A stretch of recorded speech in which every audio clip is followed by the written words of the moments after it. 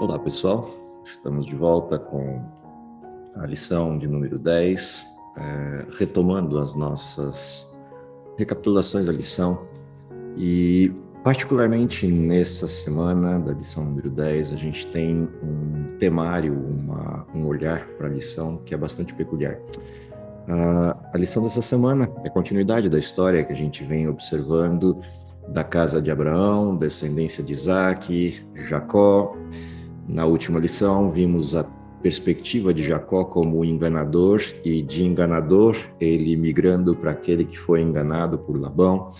Aprendemos algumas coisas com essas histórias anteriores. A primeira dessas coisas é que, apesar da disfuncionalidade das famílias, apesar da dificuldade do pecado, apesar da profundidade do pecado, Deus é capaz de reverter o mal em bem, desde que pessoas estejam dispostas a minimamente voltarem-se para Deus na busca de uma solução, na busca de uma alternativa, e estejam dispostas a se entregar para as soluções que Deus tem para os problemas.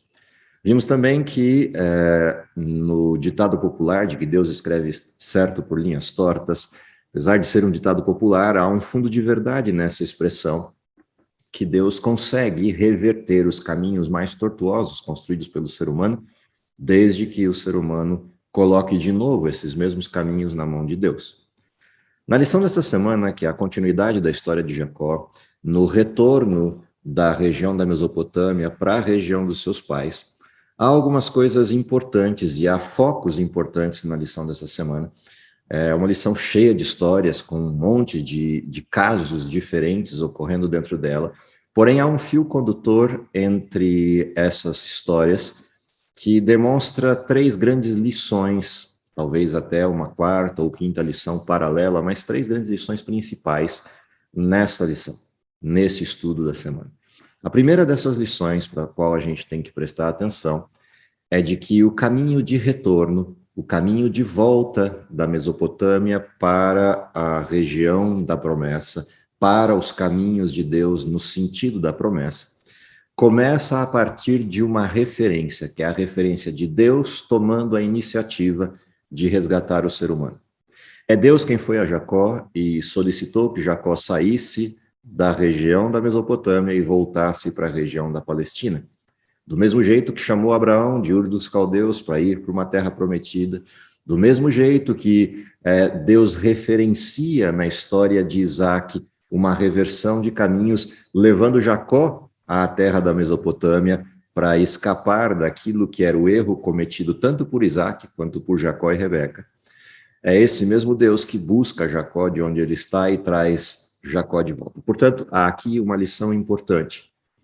Os caminhos de Deus serão realizados, serão executados, apesar da vontade humana, a despeito da vontade humana, e ainda que a vontade humana queira caminhar numa direção diferente da de Deus. No fim da questão, no fim dos processos, Deus executará toda a sua vontade, e essa é a expressão clara que ele deixa como promessa e, ao mesmo tempo, como advertência e paradigma em Isaías 46, os versos 9 e 10, quando pontua que não há um Deus semelhante a ele e executará toda a sua vontade, porque ele é o único Deus que anuncia o fim desde o princípio e anuncia por antecipação aos seus servos as coisas que devem acontecer brevemente. E essa é uma expressão importante do início dessa história. Deus resgata Jacó, Deus recupera o plano, Deus traz de volta o seu povo, a sua casa, para que o seu plano se execute, ainda que Deus respeite o livre-arbítrio. O seu processo de execução será mantido. Ainda que ele tenha que contornar os caminhos humanos e as escolhas humanas, aquilo que Deus escolheu será executado, com a nossa participação ou sem a nossa participação. Portanto, nessa questão há um importante elemento a respeito do livre-arbítrio. Sim, Deus respeita a livre escolha humana e Deus respeita os direcionamentos humanos, Deus respeita para onde o ser humano conduz as questões. Porém, a questão de Deus respeitar não significa que ele se condicione a isso. Deus executará a sua vontade com a minha participação ou sem a minha participação. A vontade de Deus é que a vontade dele seja executada com a minha participação. E é nesse ponto que existe o respeito ao livre-arbítrio. Mas há um limite para isso. e o limite é a vontade do próprio Deus. Na sequência, uma segunda lição que aparece como lição central desse texto, dessa história do retorno de Jacó, tem a ver com tudo o que estava acontecendo na história. Jacó saiu da casa de Labão, teve aquele episódio com Raquel, roubando os ídolos de Labão, teve a situação da promessa que ele faz a Labão de que não vai retornar às suas terras e não quer as coisas que pertencem a Labão. E a história segue com uma preocupação central. Jacó está voltando para casa e no entremeio de ele retomar o plano de Deus e voltar para casa, ou ficar onde está, existe uma questão importante. O que vai acontecer quando ele encontrar com Esaú? E todo o centro dessa história, da atenção de Jacó, a expectativa do encontro com Esaú, será que ele ainda guarda a mágoa que tinha antes? Será que ele vai me matar? Será que ele vai me atacar? O que terá acontecido com Esaú em todos os tempos de distanciamento? Afinal de contas, 20 anos não é pouco tempo. 20 anos sem saber o que está acontecendo, 20 anos sem notícias precisas, 20 anos sem voltar para casa, 20 anos sem ver o seu irmão. O que terá acontecido no intervalo desta história? Jacó já não é mais o mesmo, é um pai de família, é um sujeito casado com grandes posses, grandes riquezas, mas é um sujeito mais velho. Esaú, por sua vez, já não é mais aquele garoto, aquele moço, aquele sujeito de antes, terá se tornado um guerreiro, terá se tornado um grande líder. O que terá acontecido com Esaú e como será a recepção neste retorno? O que ele estará pensando quando eu voltar? Quero as terras, quero a herança, quero recuperar tudo de volta. Quais serão as circunstâncias desse encontro? E isso angustia Jacó. E angustia a tal nível que ele não consegue pensar em outra coisa que não o que vai ser esse encontro. E essa preocupação vai consumindo Jacó por dentro, ao mesmo tempo que vai fazendo Jacó revisitar todas as histórias da sua infância e juventude. E essa é uma parte importante de lição nessa história. Toda a história de Jacó foi uma história de condução da vida por ele mesmo. Jacó arquitetou um plano rápido, feito às pressas, para trocar um prato de lentilhas, um guisado de lentilhas, com a primogenitura de Esaú. Arquitetou um plano um pouco mais elaborado, mas também feito às pressas junto com sua mãe, para enganar Isaac e receber a bênção. Fugiu, numa situação intempestiva, para não ser morto por Esaú. Toda essa história mostra um detalhe interessante e recorrente na história de Abraão e na história de Isaac, que é Abraão ou Isaac tomando as rédeas da história, tentando executar o plano de Deus pelo seu molde, pela sua perspectiva pessoal e não pela perspectiva de Deus. Essa angústia de Jacó no retorno à sua casa, vendo a sua própria história, revendo os seus próprios erros, leva Jacó a perceber e a entender que a melhor maneira de condução da vida é permitir que Deus execute os planos e não nós. E essa transição, que passa pela primeira referência, Deus executará a sua vontade com a minha participação ou sem a minha participação, e Deus me permitindo escolher se eu quero participar ou não, esse é o grande aprendizado do caminho de volta, na angústia de Jacó. É Jacó aprendendo a se render plenamente a Deus. E aqui, nesse ponto da história, acontece uma sucessão de reencontros importantes. Reencontros com a história, reencontros com a história do pecado, reencontro com a culpa, reencontro com Betel. E aqui há uma cena particular nesse reencontro com Betel, que é a transição de Betel, que é a porta do céu, a porta de entrada a Deus, na angústia de ida de Jacó para a Mesopotâmia, sem saber qual será o futuro e o que vai acontecer quando chegar lá e o que vai acontecer depois. E Deus reiterando a promessa, recuperando a centralidade da vida de Jacó no último fiozinho de fé que ainda havia disponível em Jacó. Quando ele retorna, esse caminho de volta e toda a reconstituição do que se dá a partir dessa história, curiosamente, vai desembocar no lugar, na região de Betel, com uma troca de nomenclatura ao fim da história, ao fim da lição. dessa semana, que é quando, no fim do processo, depois de passar da angústia, depois de visto como Deus resolveu o problema com Esaú, depois de ver toda a situação, Jacó reconhece que Betel é mais do que Betel. Betel é El Betel. E essa reconstituição do lugar, essa revisitação ao lugar, com essa transição para El Betel, com o reconhecimento de que aquele não é só um lugar, aquele é o lugar de uma pessoa. Ou seja, não é só um lugar de porta de acesso aos céus, mas é o lugar de Deus. Essa revisitação ao tema principal da história anterior, ao tema da transição, da fuga de Jacó, toda essa revisitação à história que Moisés faz questão de descrever, mostra o fim do processo, que é a inversão que se deu. Jacó dependente de Deus, Jacó reconhecendo a dependência plena. Para que essa transição ocorresse, é necessário que Jacó, ou foi necessário que Jacó, descesse até o fundo do poço dessa própria angústia. E essa angústia termina com um lugar e uma batalha. O retorno de Jacó até Esaú, o retorno para casa, implicou um momento crucial, que é, estou chegando perto, agora não tem mais como escapar, eu vou encontrar Esaú. Ele recua da sua família, recua da sua parentela, vai para distante desse grupo e vai fazer uma coisa que é também bastante interessante, sob o ponto de vista da história bíblica. Ele se retira sozinho, noite adentro, e vai orar. Essa é uma história que se repete em uma outra pessoa, que é a pessoa de Cristo.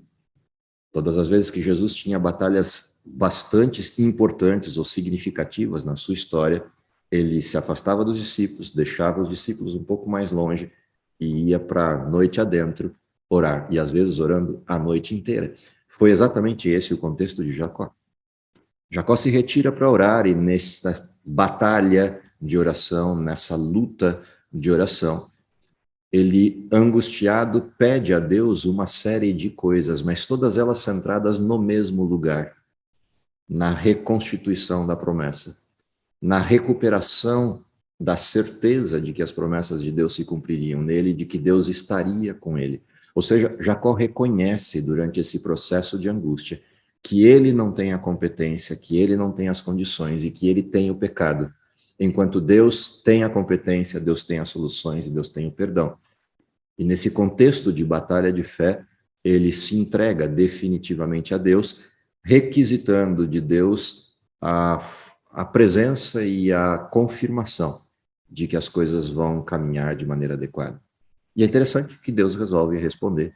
Tal foi a angústia manifesta por Jacó. E a forma como Deus escolhe responder é pessoal.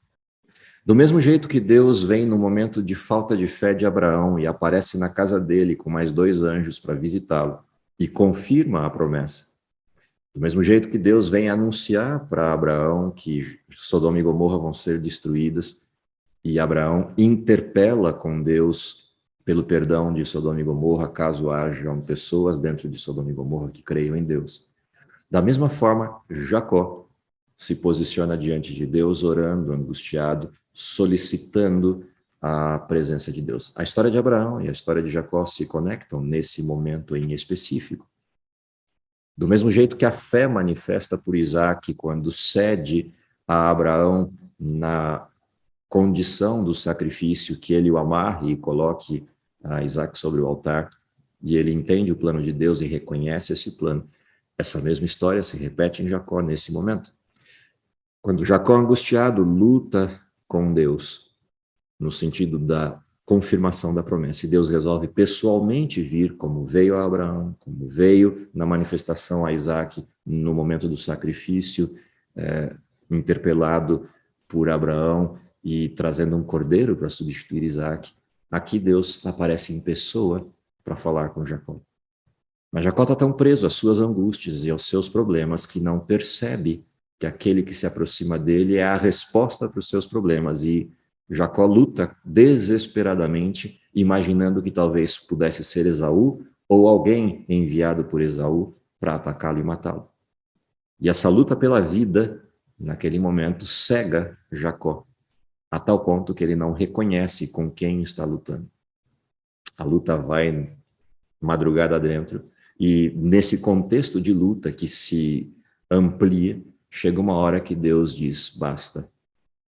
E sem grandes esforços, sem grandes falas, apenas segurando, e eu fico imaginando essa luta de diversas formas, mas a principal delas é aquela luta típica de adultos e pequenas crianças, quando as crianças brincando naquela tentativa de agarrar, de abraçar, ou numa luta simulada, o adulto põe a mão sobre a cabeça da criança e a mantém um pouco distante de si, e a criança tenta por todos os meios chegar perto, mas não consegue, porque a mão segurando a cabeça impede qualquer movimento. E isso mostra a expressão grandiosa da força de Deus e do poder de Deus frente à pequenez humana, mas ainda assim a tentativa humana de tentar uma batalha que é inglória, que não haverá vitória. E nesse contexto de uma batalha que avançava e amanhã que começava a raiar, o que Deus faz? Vai lá e toca na junta da coxa de Jacó e desloca. E aquilo deve ter produzido uma dor sem precedentes. Jacó, nesse momento, percebe que não está lutando com qualquer pessoa e reconhece quem está à frente dele. E eu fico imaginando a reversão na mente de Jacó quando ele percebe que perdeu todo aquele tempo que poderia estar conversando com Deus, lutando contra ele. E aí todas as fichas caem de uma vez só e ele percebe que Deus sempre esteve com ele, ele é que não enxergava isso. E nesse momento a única coisa que resta fazer é abraçar as pernas de Deus, numa expressão infantil, dizendo, eu não deixo o Senhor embora enquanto o Senhor não me abençoar. E essa instância dele, essa situação dele é muito semelhante a uma outra história bíblica, que é a história de Maria e Jesus na porta do túmulo na ressurreição. Quando Maria se lança aos pés de Jesus, quando reconhece, percebe que no meio do choro de Maria, ela não vê que é Jesus, não entende que é Jesus que está ali no jardim, acha que é um jardineiro. Mas quando ela escuta o nome dela, assim como Deus, quando toca em Jacó e vai se retirar, naquele momento ela se joga nos pés de Jesus e chora com um misto de alegria e reconhecimento da história.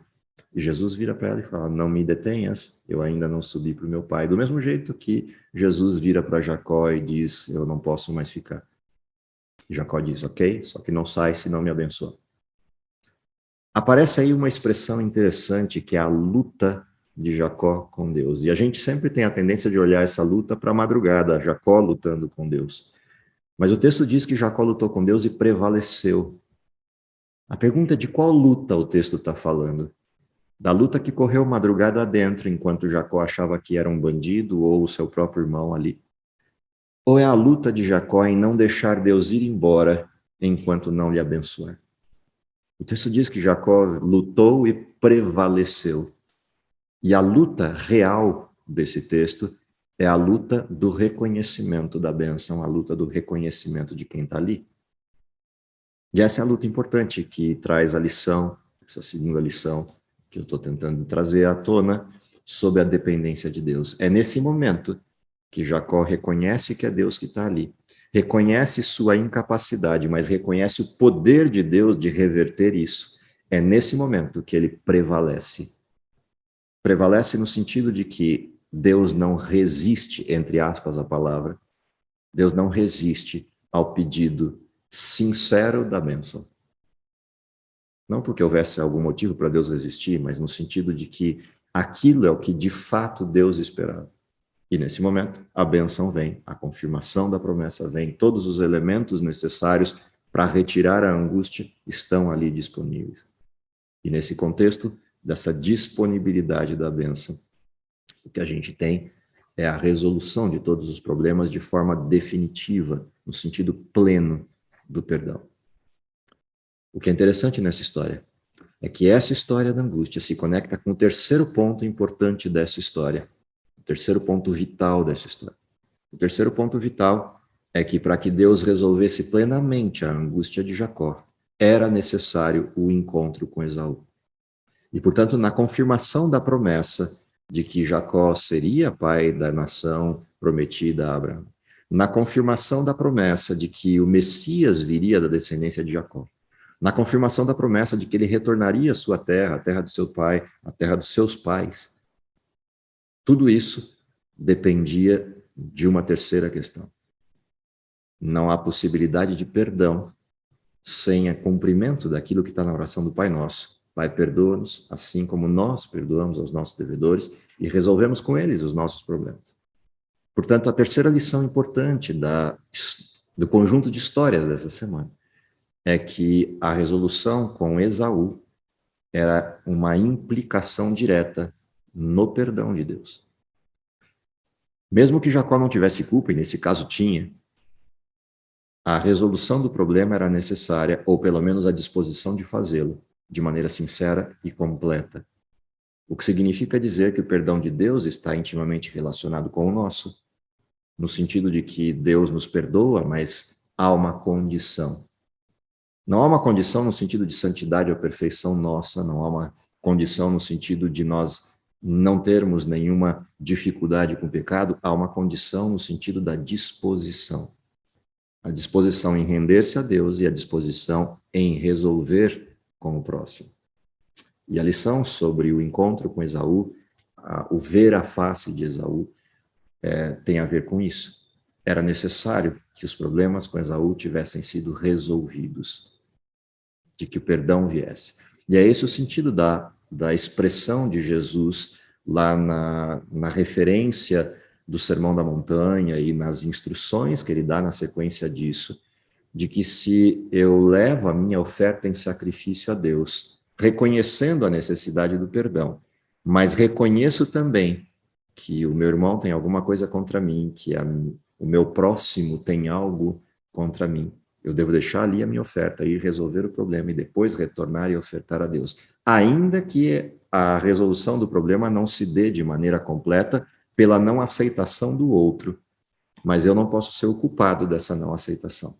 Ou seja, a minha disposição em pedir perdão ao próximo, ela é condição ligada ao perdão de Deus. Eu tenho que ter essa disposição de amar ao próximo, para que possa o amor a Deus pleno ser manifesto. E essa é a terceira lição importante das histórias dessa semana. Como eu disse, ainda há lições paralelas que a gente traz, que são metáforas dessa história aplicadas ao futuro. Uma dessas metáforas, talvez a mais importante para nós, no nosso tempo, é a metáfora do tempo de angústia que se dá no futuro. Afinal de contas, a história de Jacó, ela assume um caráter escatológico, apontando para a angústia de Jacó, a angústia futura, prévia à vinda de Jesus. E essa é uma angústia também bastante importante de ser vista pelo povo de Deus, que vive o tempo do fim, que vive a brevidade da vinda de Jesus, por algumas questões. Primeiro, o que é a angústia de Jacó e por que ela ocorre? Deus se distancia no silêncio da noite, como se distanciou de Jacó, no sentido do silêncio, não da presença. E esse silêncio de Deus aumentou a angústia. O aumento da angústia levou Jacó a reconhecer o próprio pecado. No fim da história, o distanciamento de Deus, o silêncio de Deus, ou seja, o silêncio por algum tempo do Espírito Santo, nos leva à angústia máxima com relação ao pecado. A ponto de a gente achar que não tem mais jeito, tal é a angústia. E na profundidade dessa angústia, o que a gente aprende na história da angústia de Jacó, que Deus não saiu do nosso lado. Nós é que saímos do lado dele, presos e cegados pela angústia. O que significa dizer que a comunhão que mantemos hoje com Deus será aquilo que nos permitirá suportar o tempo de angústia e realinhar o foco no clarear da manhã. E a maneira como Jacó resolveu sua angústia, agarrando as pernas daquele com quem ele lutava, dizendo, o Senhor não vai embora se não me abençoar. É a maneira como, na angústia final, o povo de Deus reconhecerá que Deus está ali do lado e que a angústia apenas o cegou. E a hora que se rende a Deus, reconhecendo, Deus está aqui, então Deus não vai embora se não me abençoar, ou seja, Deus, eu reconheço que o problema não estava com o meu pecado e nem com as questões que eu tinha como questões importantes. O problema é simplesmente eu entender que o Senhor nunca saiu do meu lado e que o perdão está concedido. Então, por favor, confirma o perdão. E é nesse momento que a angústia se resolve e o rosto de angústia se transforma num rosto de serenidade, apesar das marcas da luta. Como no caso de Jacó, a coxa deslocada. No nosso caso, as marcas da angústia. Assim como Jesus, no Getsemane. Quando Jesus resolve a questão e diz: seja feita a tua vontade, eu vou seguir até a cruz, mesmo que a resposta não venha, porque a resposta já veio. O próprio silêncio já é a resposta. Nesse momento, o que acontece? Jesus é amparado pelos anjos, mas as marcas da angústia permaneciam no seu rosto, tanto que quando os discípulos acordaram, porque Jesus os provocou, e eles olharam o rosto de Jesus e as marcas da angústia de quem tinha suado sangue, eles se assustaram com a cena.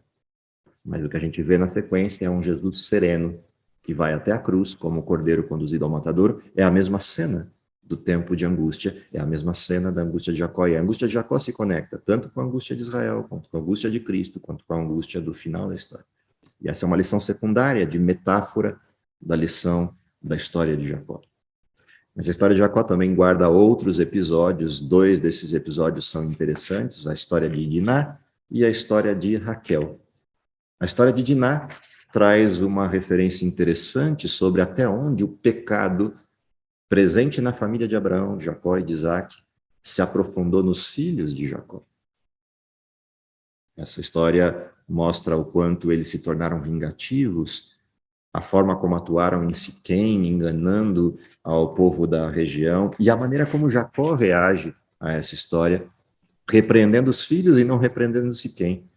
E isso é interessante, porque aquele que cometeu o pecado grave do estupro não é repreendido por Jacó, mas os seus filhos, ao enganarem o povo da região e provocarem animosidades na região, isso é recriminado por Jacó, porque ele entendeu a causa do problema com Esaú.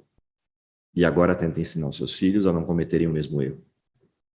Além disso, a história sequente dos filhos dele, principalmente a história de Bilá com Rúben, mostra a profundidade dos hábitos adquiridos na Mesopotâmia presentes nos seus filhos. Ou seja, aqueles 20 anos na Mesopotâmia criaram hábitos e arraigaram hábitos no grupo familiar e no núcleo de convivência de Jacó que não sairiam tão facilmente. Isso conduz toda a família de Jacó para um lugar. Curiosamente, de volta à história de origem, as histórias de novo se conectam, o lugar da luta com a história de Jacó levando sua família para um processo de revisão, um processo de limpeza. Toda a idolatria precisa ser extirpada, todos os hábitos da Mesopotâmia precisam sair para que a bênção de Deus recaia sobre a família de Jacó. E apesar de toda essa ação de Jacó, que conduz as pessoas ao arrependimento, isso ainda não resolveu definitivamente o problema, e a gente vai perceber isso um pouquinho mais à frente, na história de Raquel, de Benjamim e depois de José. Na história de Raquel e Benjamim, a gente percebe ainda a presença do favoritismo de Jacó, e há razões para isso. Ele amava Raquel, ele não pediu para casar com Lia, mas isso não era razão para ele, entre aspas, agir com desprezo ou com um nível de distanciamento que produzisse cisão na família. Mas ainda assim, isso era perceptível. E essa predileção por José, a predileção por Raquel, manifestaram-se, talvez até como causa do pecado de Rúben com Bilá, com a concubina de Jacó. Seja qual for o motivo real dessa história grotesca entre família, o fato é que Jacó também tem culpa nisso. Portanto, apesar de ele ter feito uma reforma, apesar de ter reconhecido Deus e todas essas questões, ainda haviam correções na vida de Jacó que se faziam necessárias. Mas pelo menos Jacó havia aprendido a depender de Deus para essas correções.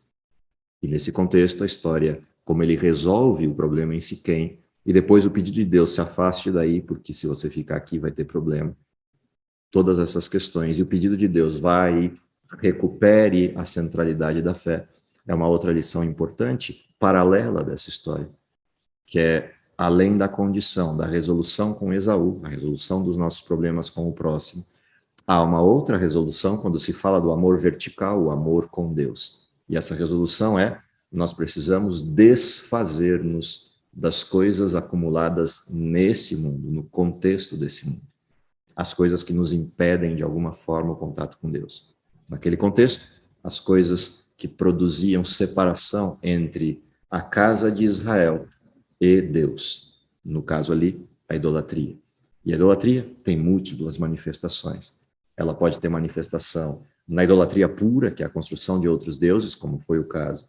Pode ter também na concepção dos bens ou do foco, como é o caso de Raquel roubando os ídolos do seu pai por causa da herança da terra. Não importa qual seja o foco dessa questão do que a gente põe entre nós e Deus, o fato é que a resolução do problema depende de a gente recuperar o relacionamento sem barreiras entre nós e Deus. E isso também está presente nesse contexto, e isso nos leva a um olhar para o futuro, que é o olhar para o fim dos tempos, onde a adoração é o ponto central. E é impossível adorar a Deus se algo se interpõe entre nós e Deus. A adoração genuína, a adoração plena, tem um lado interno, que é o coração puro ou disposto ao perdão. Mas, ao mesmo tempo, tem um olhar externo, que são as barreiras construídas entre nós e Deus, que também depende de algo interno, que é o que nós colocamos entre nós e Deus. E essa é uma situação que envolve a adoração no fim dos tempos, quando o sábado vem à tona como ponto central e as coisas que nós podemos colocar entre nós e Deus no lugar do sábado. Essa também é uma expressão paralela à lição dessa semana, atrelada ao tempo do fim. Por fim, a história termina com a morte de Raquel, o nascimento de Benjamim, e é também curiosa a forma como Jacó reage na troca do nome do filho, que retratava a dor por uma questão, e Jacó atrela o nome dele a um outro nome, modifica o nome dele para Benjamim, numa alusão, num apontamento a duas questões interessantes que a lição evoca, embora ainda com certo grau de incerteza, mas interessantes, que é colocar a questão da mão direita, seja no foco da região, da direção para onde Jacó estava indo, que é a direção do plano de Deus e da terra prometida, seja no sentido específico da mão direita como o desígnio da ação proativa, a ação direta no favor de Deus, seja qual for a significância precisa dessa nomenclatura, o fato é que ali há um reconhecimento de parar de olhar para a angústia e olhar para o que Deus pode fazer. E isso nos faz perceber o quanto Jacó aprendeu as lições, o quanto Jacó entendeu as lições. Portanto, que essas lições nos sirvam como, em primeiro lugar, uma reflexão sobre a nossa própria história, um alerta sobre as coisas que ainda se avizinham na nossa história no tempo do fim, mas, acima de tudo, nos façam perceber que Deus é o mesmo Deus, presente lá com Jacó, presente com Jacó que transiciona para Israel, aquele que lutou com Deus e prevaleceu. E que a nossa luta seja a mesma de Jacó, a luta de que Deus não se afaste de nós enquanto não nos abençoar, e que essa luta expresse o nosso desejo sincero de dependência dele. Que esse estudo nos sirva para isso e que isso nos prepare para encontrá-lo face a face na redenção final. Vamos orar? Querido Pai que está nos céus, te agradecemos pelo dom da vida, te agradecemos porque essas lições do passado de alguma forma apontam para a nossa história, seja com advertências, reflexões ou alento, na certeza de que Deus não sai do nosso lado e resolve todos os problemas, desde que estejamos dispostos a depositar nossa vida, confiança e dependência em suas mãos. Perdoa os nossos pecados, é o que lhe pedimos, confiado nos méritos de Jesus, em nome dele que oramos. Amém.